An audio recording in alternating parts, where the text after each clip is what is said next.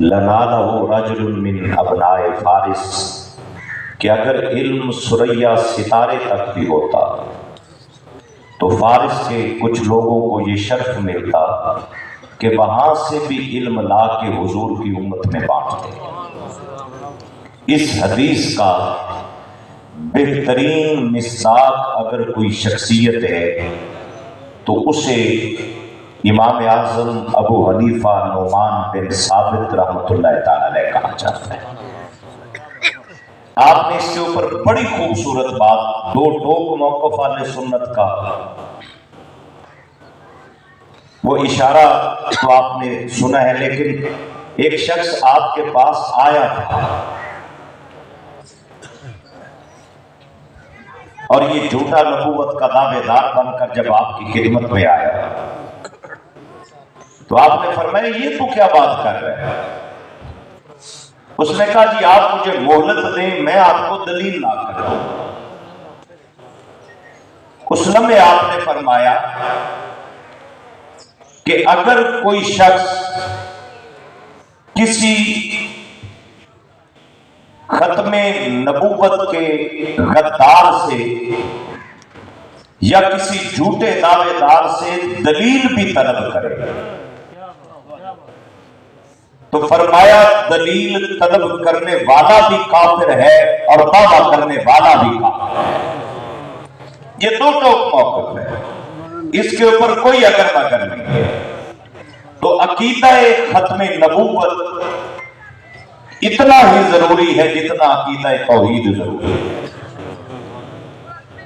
نبی رحمت صلی اللہ علیہ وآلہ وسلم کی پاک بارگاہ سے مائیں جو اپنے بچوں کی تربیت فرمایا کرتی تھی تو تربیت کے اندر یہ شامل تھا کہ اے بچوں، جان اتنی پیاری نہیں ہے جتنا عقیدہ ختم نبوت کا تحفظ پیارا ہونا چاہیے۔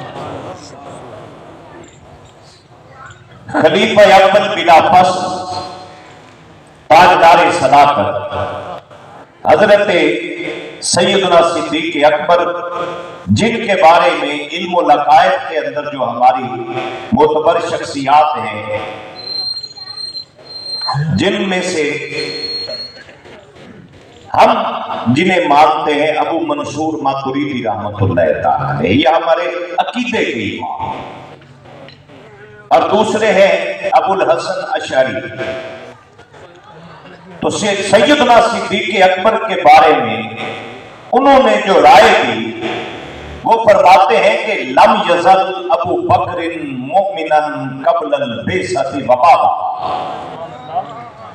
فرمایا لوگوں ابو بکر صدیق رضی اللہ تعالیٰ عنہ کوئی عام ہستی نہیں ہے، میرے حضور نے اعلان نبوت بعد میں کیا اور حضور پر ایمان صدیق اکبر پہلے ہی لا چکے۔ ایسی عظیم شخصیت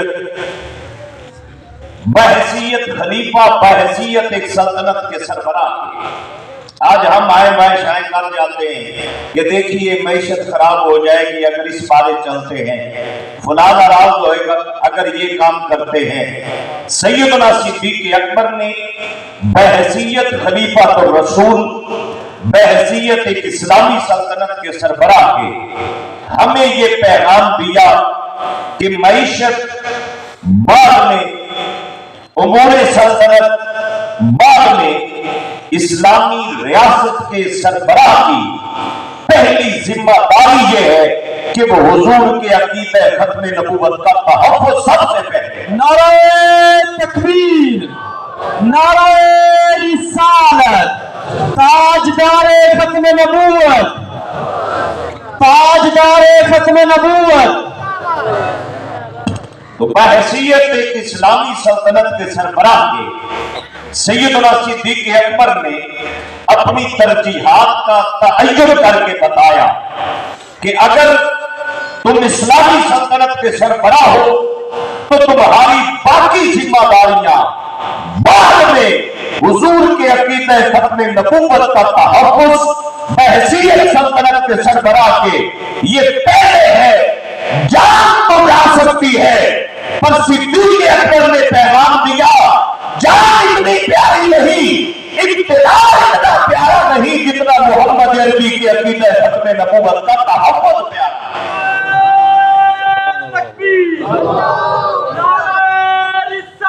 या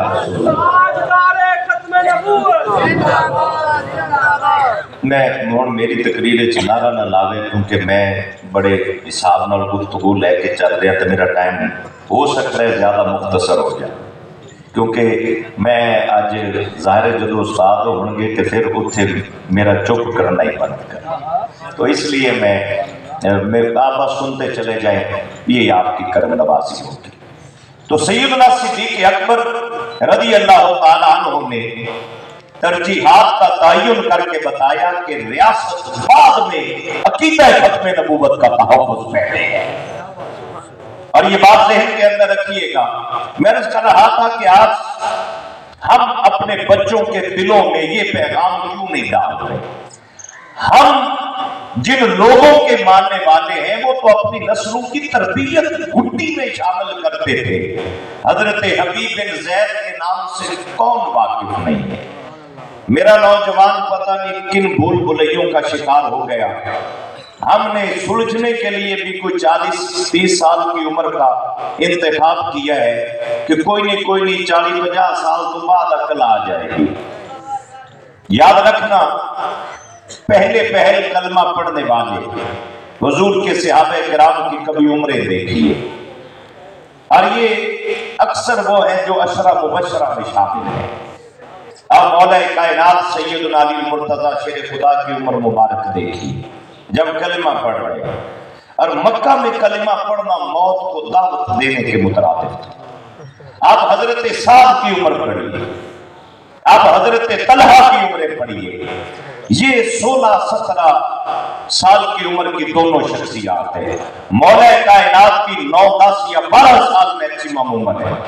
इन हस्तियों ने ऐन चढ़ती जवानी में जब कदम रखा तो इनके कदम मक्का के किसी चौक चौराहे की जानब लेकर इन्हें नहीं गए।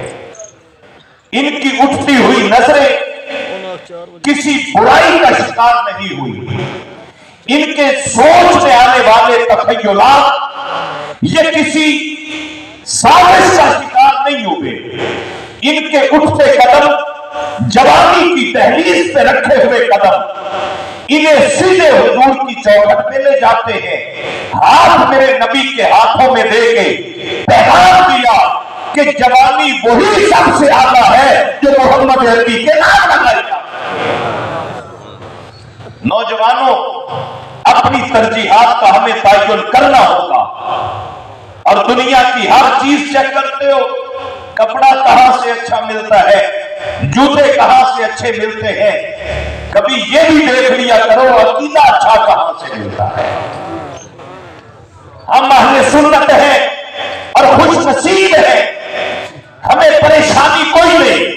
हम डंके की चोट पर ऐलान करते हैं कि सिद्दीक़ अकबर से लेके हुजूर के हर सहाबी तक हम पाक मोहम्मद के दादाओं के भी नौकर हैं, दादाओं के भी नौकर हैं। हम उनके ऊपर उंगली कैसे उठाएं जिन्होंने खुली आंखों से जलवा हुस्न